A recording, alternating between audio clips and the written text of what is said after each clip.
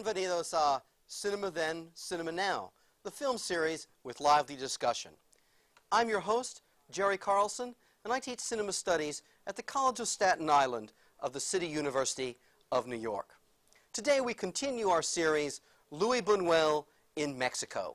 It's a pleasure to present The Exterminating Angel, a much beloved film, a very perplexing film, a scathing film, and a very funny film. We'll be talking about those issues and some others after today's screening with today's two guests. It's a pleasure to have Professor Marvin D'Lugo of Clark University and Enrique Fernandez, editor of Moss magazine. Now, enjoy The Exterminating Angel.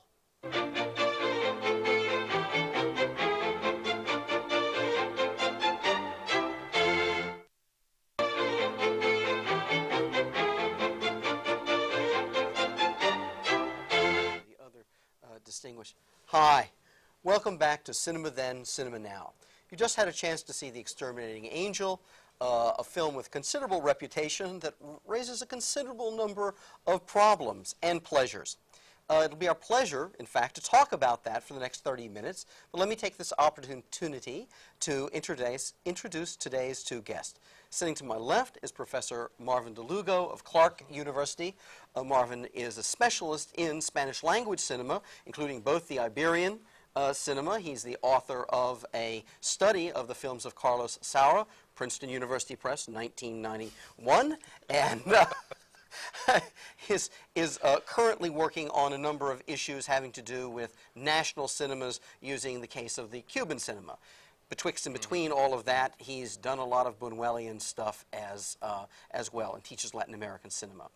Over to my right is Enrique Fernandez. Enrique is the editor of Moss magazine. Some of our viewers will know him for his byline in the Village Voice, writing about Latin American film, literature, cultural issues, and is someone who has published widely on, in fact, Latin American film. Enrique, let's start with you, because we always start with the people in this chair in any case. It's a setup. And start with the sort of the baseline, most obvious of all questions. What's going on here anyway? That's the most disturbing thing about the film, is when you see it and you say, what's this about? What the hell's going on? You have a bunch of people who can't leave a room. Why can't they leave the room? And since most films that you see have questions of motivation, of character development, this one is baffling. From its very premise, a bunch of people come to a dinner party, cannot leave the room because they suffer a kind of crisis of will as soon as they try to move. They decide they don't want to leave. And what is going on, I think, is precisely that Bunuel, as usual, is having fun by throwing out the window all of the assumptions that the viewer have about what narrative film is about. That's why it's a film that the standard reviewer, who's going to be concerned with character development, with character motivation, with storyline, with things like this, will think it's either a terrible film or I just don't know what it's about. Obviously, if you've seen Buñuel's first films, his two surrealist classics, An Andalusian Dog and of course L'Âge d'Or, which this film has a lot of connections with, you understand this is a master surrealist who is having fun by making these kind of upside-down worlds where things don't make sense. Right, but I would just interject here that one doesn't even have to. I agree with you that there's much of the surrealist in this film and much of Buñuel's early filmmaking, but you don't even have to go that far back.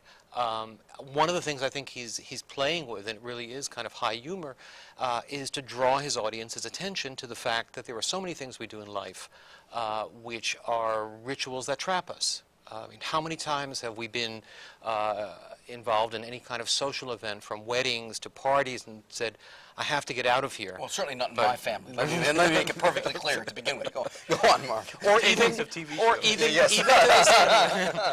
Or very, very specifically to the whole question of cinema. He's always making fun of the conventions of filmmaking and film viewing. And so a film in which everyone is paralyzed should be the occasion for the audience to leave the theater. And they're simply, they stay on to the bitter end, as he says, that fiend at the end is to remind us that we too cannot leave. Well, no, that brings up the issue that there's a subject on the screen of what's happening to these characters, which is what we're normally interested in films. That is, films creates that illusionist bond with a set of characters in there, and frequently we're supposed to enter that bond and not reflect upon that bond itself. And in this film, they're trapped in the room, and we're trapped with them as well. And I believe that Bunuel foregrounds that, even though this is not a film in which the cinematic apparatus itself appears, and we don't see. Well, I would say yes and no. I think in general, I absolutely agree with you that we're not made, with the exception of these repetitive scenes where people are, as the maids are trapped at the beginning, and there are some 20 repetitions within the film. But there are some interesting points later on when they're into a week or a month of entrapment, and we cut to the street outside, and we realize that there really is a kind of on-screen audience watching them, and it's very revealing that that foregrounded in that on-screen audience are children, or at least the child of one of the couples, to suggest that on a certain level that the audience is innocent, if not childlike, in a certain way. But you're absolutely right. There are a group of baits in terms of what's going on in the house to make us fascinated, to lead us into all sorts of exploration. And I would say that that's part of the great humor of the film, that we always imagine that we're just on this side of cracking the enigma of what the real meaning is of the exterminating angel and why these people cannot leave. And I think that's really one of the things that keeps the audience going for 95 minutes. We were also saying earlier that this was the first film that he made since the early films that is definitely an art house film. And he's also making fun of this. We were talking about Bergman. This is the era when everybody loves Bergman's heavily symbolic films. And you see this movie and you say, well, what does it mean? What are the symbols? What is the deep meaning of all of this? And it's very possible that it just doesn't mean a thing at all. That it's just a huge joke. Well, a joke on interpretation, and gosh, to play with words a bit, that's a form of meaning, of saying, hey, you guys, you're always looking for meaning, and you art house types are the ones, you're all symbol finders, you're all symbol mongers. And that, the film, I completely agree with you, Enrique, teases exactly with that notion, and with the question of when can you explain things when they happen. This comes up in the repetitions. I mean, the party arriving at the house 2 times. And, I mean, that's the kind of thing that you can explain later in the film after you've learned a great deal about how the film is going to work. And it isn't a symbol of anything. It's the way in which the normal set of rules of life and the rules of cinema making are just going to continue breaking down and cracking in this film. But it's interesting in that very same context. It's the inability of an individual in society to leave things alone without making meaning. And I think the most conspicuous example of this is religion. You have that facade at the very beginning of the church, and it ends with a Te Deum. We go back to the church at the very end. The title, The Exterminating Angel, and the religious paintings on the doors to the closets obviously means, all of that together means that there is some sort of religious message about salvation here, or damnation, or whatever. And on a certain level, I think Bunuel is going back to making fun of religious dogma as well as the church itself. And he's very well versed in church history, so that he can play those games and trap the audience into a group of readings. But I would say that you can trace a group of religious meanings and juxtapose those with science and black magic and everything else that's in the film, and imagine a depth that is perhaps there, depending on the eyes of the beholder. It's a depth of a special kind. I'm always reminded of one of my favorite lines from Robin Hood, and since Bunuel likes to quote around, I feel comfortable quoting around. At one point, Olivia de Havilland says, "Sir," to Robin Hood, mind you, "Sir, you speak treason," and he replies, "Fluently." Well, that's Bunuel. I would say, "Sir, you speak blasphemy," and the answer would be "fluently." Does this strike you, or in what ways does this strike you as a blasphemous text, and blasphemous about what, if anything, Enrique? Well, I think it's more blasphemous about the cinema than about religion. Again, it's easier to take Buñuel's religious blasphemy, his playing with religious convention and with religious morality, than to accept the fact that he is deconstructing the way we watch films and kind of like throwing a pie in your face, yes, and to tell you that you're watching it all wrong and that your assumptions about film watching are really mistaken, which are the assumptions that the viewer of a realistic film has. You know, the classic cinema, as we all know, is consciously derived from 19th century conventions about narrative and drama, and Buñuel is one of the filmmakers that breaks all those conventions at the same time that he respects them, because there is nothing really mystical, eerie, weird. Everybody behaves in a very conventional way. They dress in a very conventional way. As a matter of fact, they act in an ultra-conventional way. There are ways in which this movie does have a kind of social function, which is to make fun of certain social conventions. And if you know the high Mexican bourgeoisie, some of this very stuffy behavior, right, is not really too exaggerated. This is a class that I'm sure Buñuel knew well, and he's sort of making fun of the kind of pretensions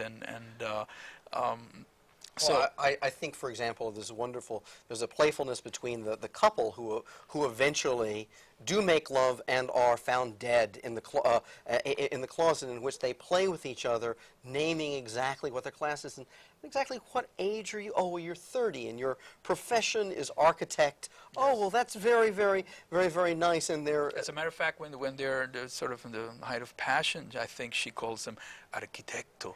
Well, again, if you know our wonderful Latin American bourgeoisies, they love to call each other by their professions. And it's a sign of it's one of the pretentious things we do, and I think Buñuel is having fun with that. Yeah. But it's also within that same line, and I would say one of the great hooks for the audience is the whole social class conflict.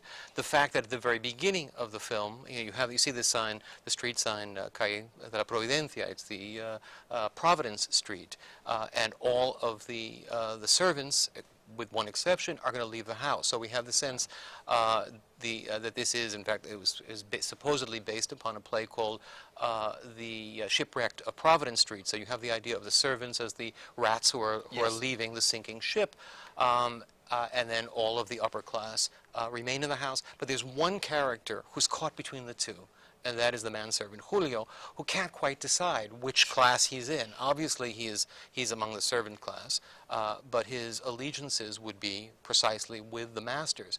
And so he's the only servant who's allowed to move from one room into the other. And he becomes, in a sense, a kind of parody of someone who doesn't know which is his own class. It's also, I think there's a visual play on him, because since this is a Mexican production that is for an international art cinema audience on the one hand, but it is still being made on the cheap, as it were, in Mexican production values, he does also have those matinee idol good looks of somebody from a Mexican melodrama. Claudio Brooks. Claudio Brooks, yeah. Sure. A great actor. And well, this was the great joke. Buñuel says in interviews, part of the problem he had, besides the budget, was the casting. All of these actors, all of these very attractive haute bourgeoisie characters are very popular in Mexican melodramas of the 50s. To see them now going from that schmaltzy kind of cinema into this kind of art cinema is a real shock for a Mexican audience. And the film, in many ways, as it goes back to the Surrealist period and is a coming attraction of the French films of Buñuel's last decade of production, also fall back to that group of Mexican melodramas of the 50s, in which certain of the plot devices, certain of the characters, certain of the characterizations, certainly, are very popular with the Mexican audience. Well, I mean, one can even just start with the simplest notion that much of a certain kind of melodrama is concerned with the lives of this haute bourgeois itself and their problems, and there are multiple storylines in those kinds of melodramas, frequently going from, and one sees it in the telenovelas today or in American soap operas. You're going from this ruling family of the town to the next one, to the next one. The problem here is that they're all in the same room having these multiple storylines. Sure. And that becomes part of the gag. There's a certain kind of circularity. Much of the repetition in a certain portion of the film comes from the apparent point of characters eavesdropping upon one another. The same line is repeated by somebody else, and then the first person says, have you enjoyed listening to my conversation? Which could also be a self-reference to the audience, who are really in a kind of voyeuristic position, always in a voyeuristic relationship to what's going on screen as well. But it's a very closed world. And that, in a way, goes back to formulas from the 50s films as well. When Buñuel, I always think of The Exterminating Angel in relation to one of Buñuel's drollest comedies, La Ilusión viaja en tranvía, Illusion Travels by Tram, in which two drunk trolley car drivers try to steal a trolley car, hijack it, and at the end of the film, or they trolley jack it, and at the end of the film, they discover that the tracks also belong to the trolley company, so that it is impossible to actually steal a trolley. And they're circular. Yeah, and it's circular. But within that film, you have everyone in the neighborhood riding on the tram, and in fact, you have the construction of the community, which is, or the destruction of the community, depending upon how you want to see it. That's exactly what the Exterminating Angel is on a certain level as well. Well, that also takes us over to this notion of the Exterminating Angel and the way in which it not only exposes the haute bourgeois, but it decomposes them as well. I didn't think I meant for that rhyme to come out quite that strong, but I mean, decomposition is in fact something that happens and is in we see the birth of the water closet in this film, among other things. Yes, yeah, absolutely. But all with a very light touch, Yes. because you know, Buñuel would never do anything like take cheap shots at the bourgeoisie. That's too obvious. It's so, the whole thing is so silly that, and it's so totally non-real that there is that level, but it's it's a very interesting point, Enrique, because I'm never worried about these people. No, of course not. I'm interested by them. I'm amused by them. I don't think you're ever worried about any character in any Buñuel film. The convention of identifying with a character is a convention, and it's done through manipulation of close-ups, of pauses, of the acting, etc. Buñuel usually insisted on bad acting, and his style of editing has nothing that is going to sweep you away.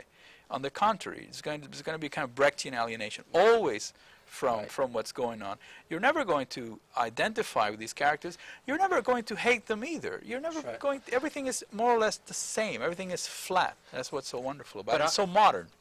But I would add one point here, Enrique, that if we go back to films like The Age of Gold, where you have this kind of ensemble of the haute bourgeois again, you also do have two individuated protagonists, the Lialis and the Gaston Moteau character.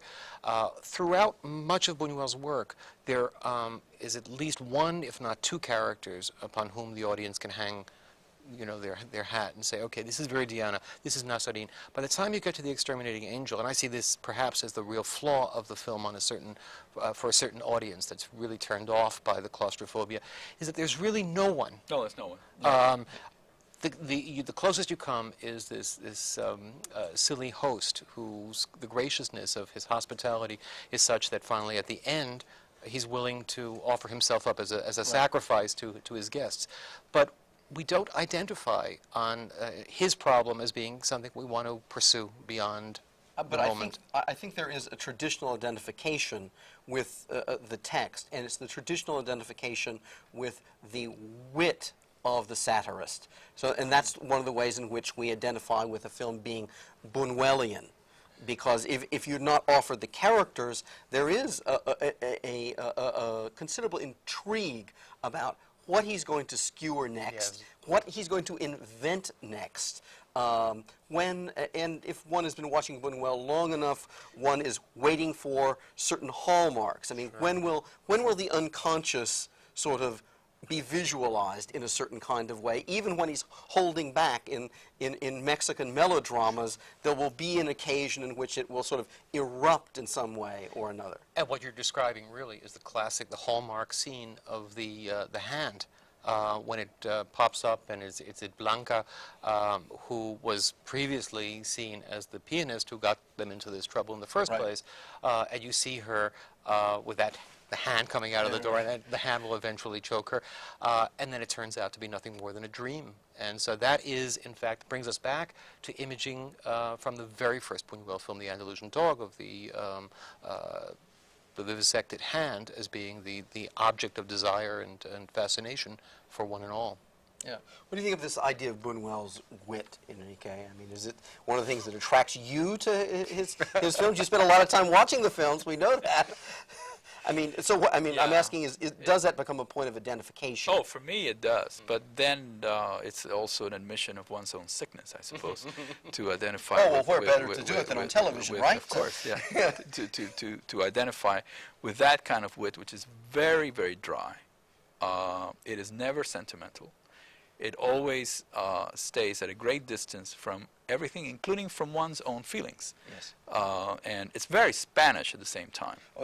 Very, very Spanish. That kind of distance from one's feelings. I mean, you feel things, but you keep a tremendous distance from it at the same time. I think it's a very kind of Spanish sort of humor. A little hard to take if you don't quite understand it. You wonder what... An acquired taste, puzzling. as they... It's very much... and well, I hope like that Spanish food and Spanish wine, it is an acquired taste, yeah. Well, that actually brings up, we've talked a bit about this as a film that, you know, is thrown out into the art cinema arena in the early 60s. This is a film that gets a Cannes Award, as I remember, and it is Bunuel, again, showing up on the world scene.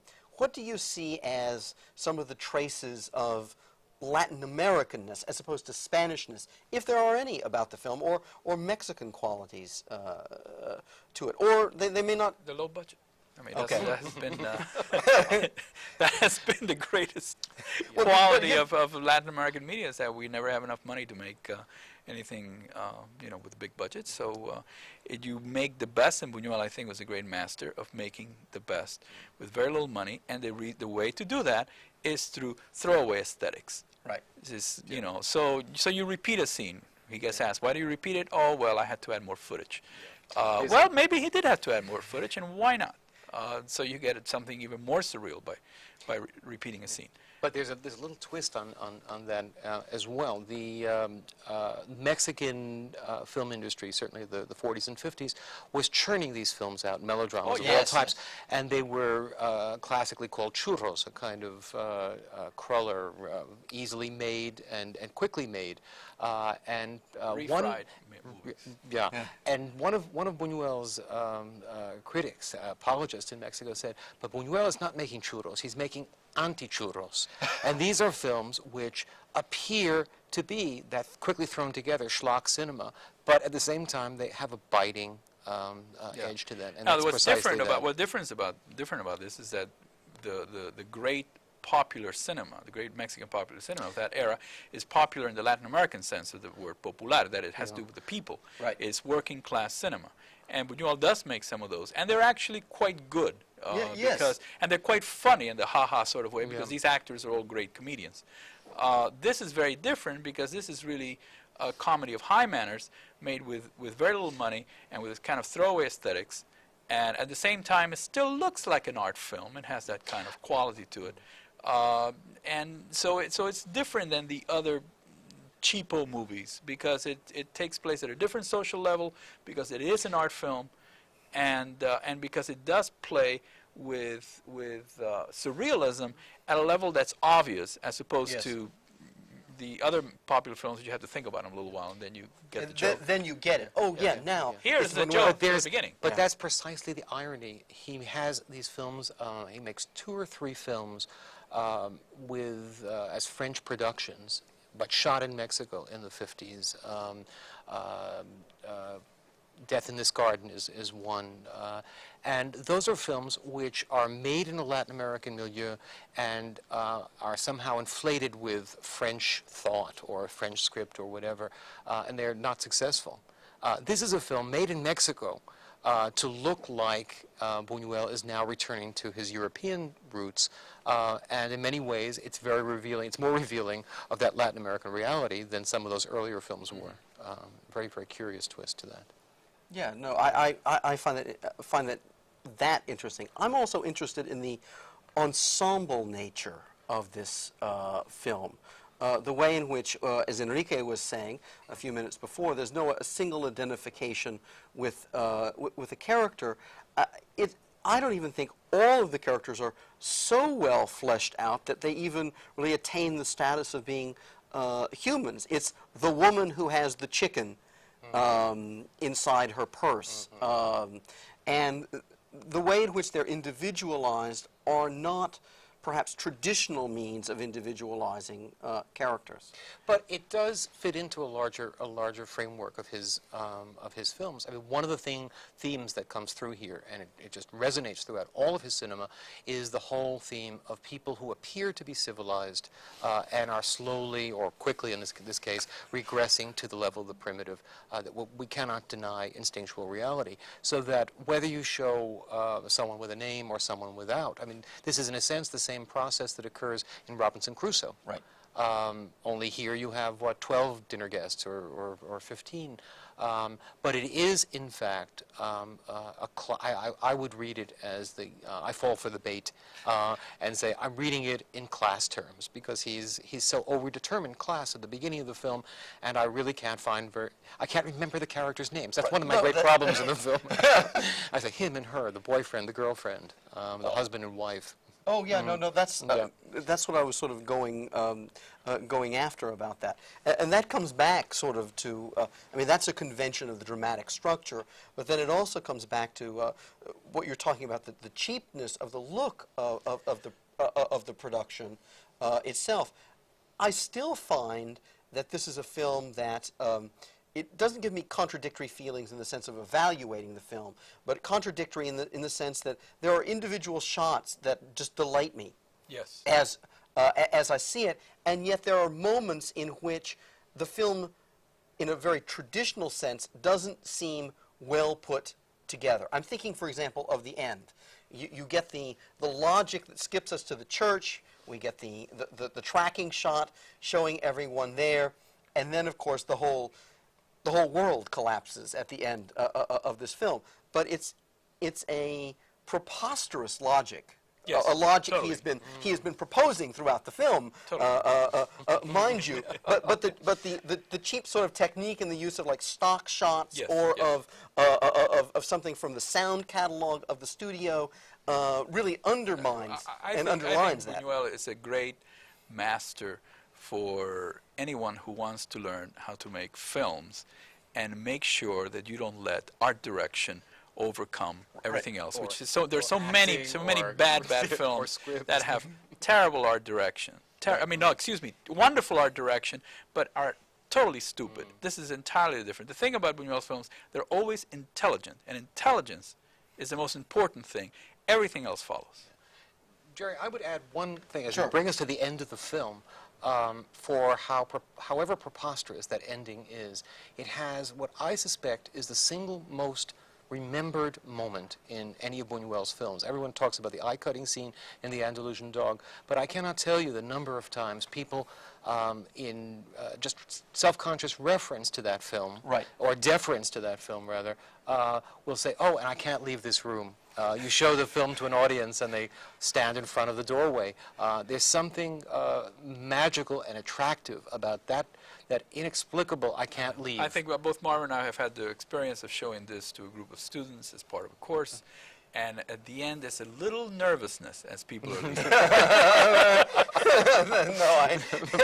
think it's... Everybody kind of, you know. Well, I think, we're going to have to stay with this nervousness at this point, because the audience is going to have to consider whether or not we'll ever get out of the studio, although we're going to at least let them get out of the show at this moment. If you'd like more information about cinema studies or about Cinema Then, Cinema Now, drop us a line. Drop it to Cinema Then, Cinema Now, the College of Staten Island, New York, 10301. Let me give you that information again, okay? Drop it to Cinema Then, Cinema Now, the College of Staten Island, New York, 10301. Marvin, a pleasure having you come down from Massachusetts to bring your knowledge of Mexican melodrama and many other things along with it.